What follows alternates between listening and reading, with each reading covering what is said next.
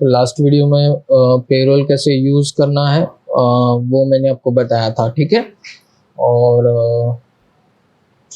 वो जो मैंने आपको बताया वो अगर आपको समझ में आया हो अच्छे से तो आप एप्लीकेशन को अपने हिसाब से यूज़ कर सकते हो। मतलब टैली का जो ये पेरोल का फीचर है इसको आप अपने लेवल पे यूज़ कर सकते हो, ठीक है।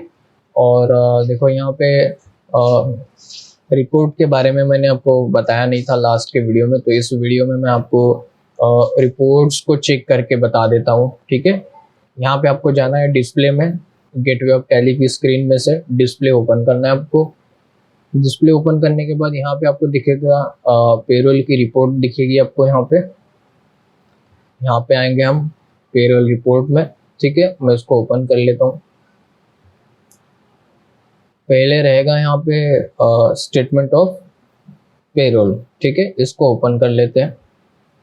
और देखो यहाँ पे फर्स्ट वाला जो ऑप्शन है पे स्लिप, जब भी आप पे करोगे एम्प्लॉयज़ को पेमेंट करोगे तो पे स्लिप बनेगी, ठीक है।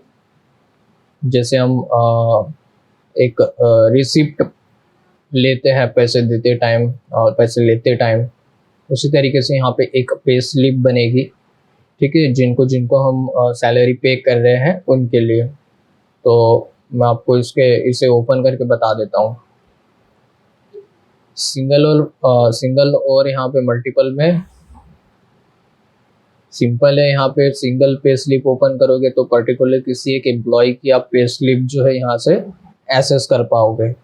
और मल्टीपल में आप यहाँ पे जैसे कि देखो अभी यहाँ पे लिस्ट ऑफ एम्प्लॉय कैटेगरी में ऑफिस स्टाफ है, यहाँ पे प्राइमरी कॉस्ट कैटेगरी है। प्राइमरी कॉस्ट कैटेगरी में हमने कुछ बनाया नहीं, ऑफिस स्टाफ में हमने बनाया था। अगर मैं इसको यहाँ से सिलेक्ट करूँ और यहाँ से ऑल आइटम करूँ तो सबकी अमाउंट आपको यहाँ पे दिखेगी, ठीक है। और यहाँ पे अगर आप चेक करोगे ऑफिस स्टाफ में कौन से डिपार्टमेंट है और कौन से डिपार्टमेंट में कितने एम्प्लॉयज़ हैं, ठीक है, वो सारी चीज़ें आपको यहाँ पे दिखेगी। एक ऑप्शन के अंदर ऑप्शन, मतलब ऑप्शन के अंदर ऑप्शन आपको यहाँ पे देखने को मिल जाएंगे।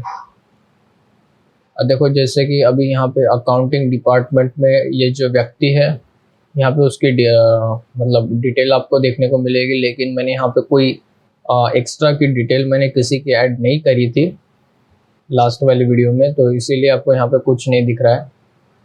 जैसे एम्प्लॉय का नंबर, जब हम एम्प्लॉय क्रिएट करते हैं पेरोल इन्फो में से तब उनको नंबर देना होता है, ठीक है। अकाउंट नंबर होता है उनका, बैंक नेम होती है, ब्रांच होती है, ईमेल आईडी भी होती है, ठीक है। वो सारी चीज़ें जो है वो हम बना सकते हैं। तो रिपोर्ट में आपको ये रिपोर्ट दिखेगी पे स्लिप वाली।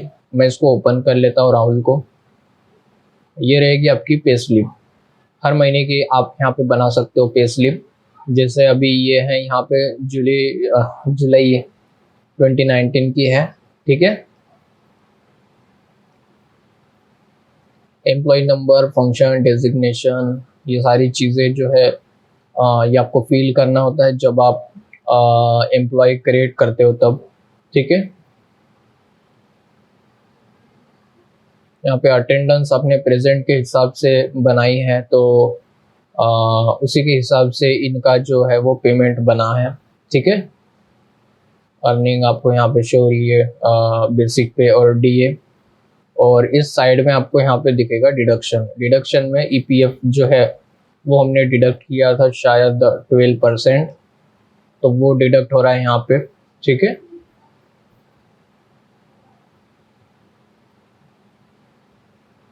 तो ये रहेगी पे स्लिप एम्प्लॉय की, ठीक है। सिंगल में भी आप यहाँ पे देख सकते हो पे स्लिप, जैसे आकाश, पवन, राहुल की अगर आपको देखना है तो ऐसे आप यहाँ पे देख सकते हो। पवन की देखना है तो पवन की देख सकते हो आप यहाँ पे, ठीक है। और कहाँ पे क्या है वो आप खुद देख लेना, ठीक है। पे स्लिप के बाद यहाँ पे रहेगी पे शीट। अगर मैं यहाँ से ऑल आइटम करूँ, अगेन ऑल आइटम करूँ, यहाँ पे एक पेमेंट की शीट दिखेगी, ठीक है। मतलब जैसे देखो यहाँ पे ऑफिस स्टाफ है, ऑफिस स्टाफ में अगेन यहाँ पे 3 डिपार्टमेंट है, 3 डिपार्टमेंट के अंदर 3 एम्प्लॉय है अलग अलग डिपार्टमेंट में, ठीक है।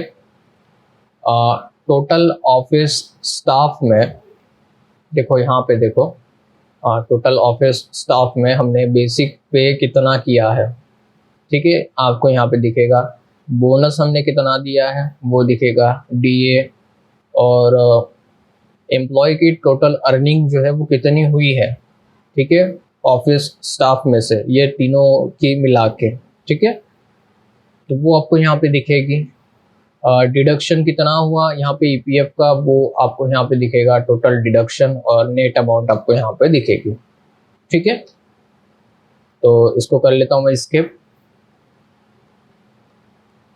उसके बाद यहाँ पे पेरोल की स्टेटमेंट अगर आप ओपन करोगे तो आपको यहाँ पे हेड्स दिखेंगे, जो हमने पे हेड्स बनाए थे।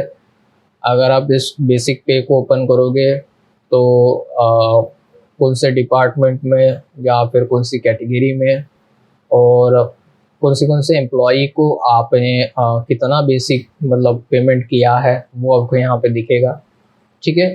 घुमा फिरा के वही इंफॉर्मेशन है, बस ऑप्शन थोड़े अलग अलग है, ठीक है, और इंटरफेस भी थोड़ा सा अलग अलग है, बाकी कुछ नहीं।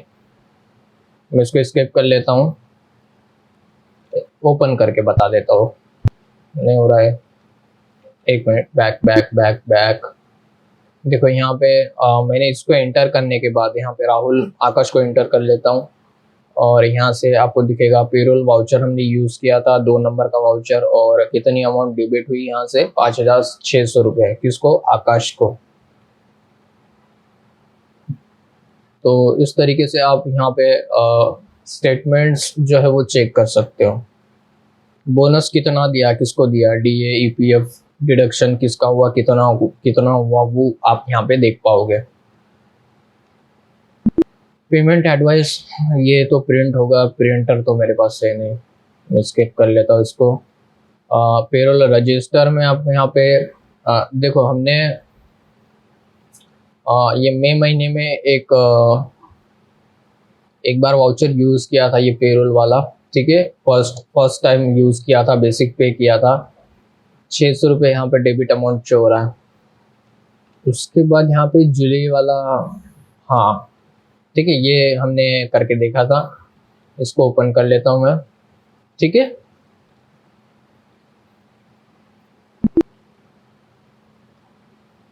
यहाँ से आपको रजिस्टर मिल जाएगा पेरोल वाला, ठीक है।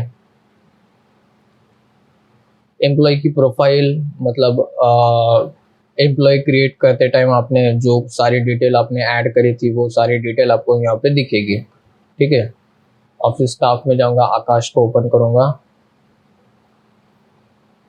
बेसिक इंफॉर्मेशन में उसका मतलब नाम आएगा, कौन से डिपार्टमेंट में है, जो नंबर हम उसको देंगे एम्प्लॉय नंबर, वो date of joining, designation, function, ये सारी इंफॉर्मेशन वो हमें ऐड करना होता है। और भी नीचे है,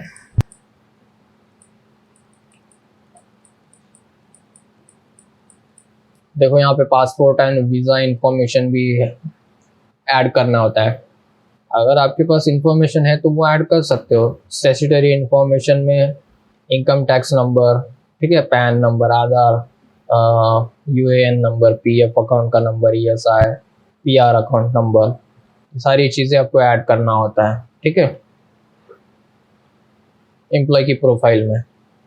और एम्प्लॉय हेड काउंट में अगर आप इसको ओपन करोगे,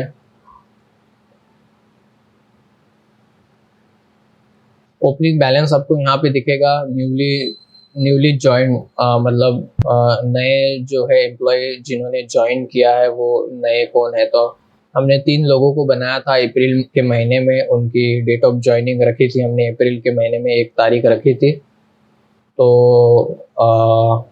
3 लोग बनाए थे हमने, ठीक है, ये राहुल, आकाश और पवन। और ये क्लोजिंग बैलेंस भी आपको यहाँ पे सेम शो हो रहा है, ठीक है। अर्निंग इनकी कितनी हुई है और डिडक्शन इनका कितना हुआ है वो भी आपको यहाँ पे शो हो रहा है, ठीक है।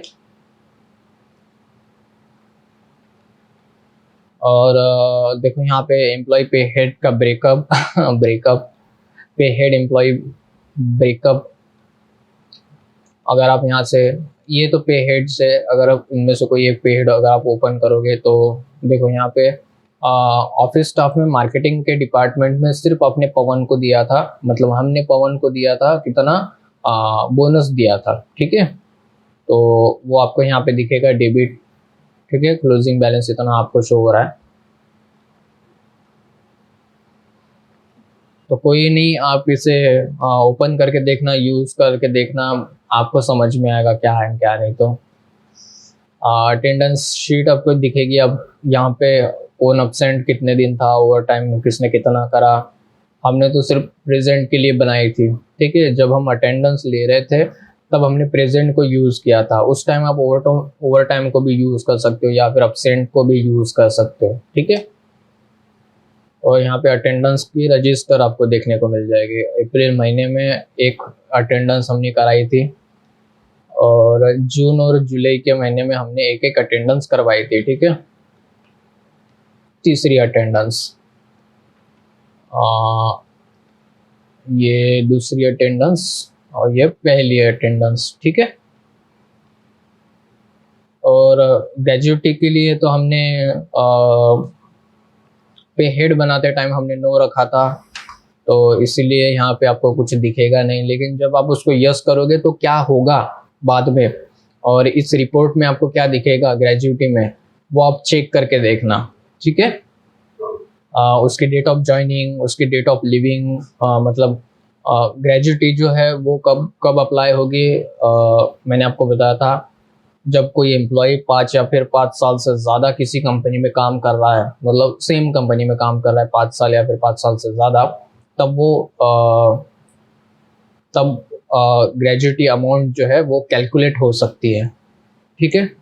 लमसम अमाउंट मिलेगी एम्प्लॉयर की तरफ से, समझ में आ रहा है ना, ओनर मालक की तरफ से। किसको, जो एम्प्लॉय 5 या फिर 5 साल से ज़्यादा काम कर रहा है उन सेम कंपनी में, ठीक है।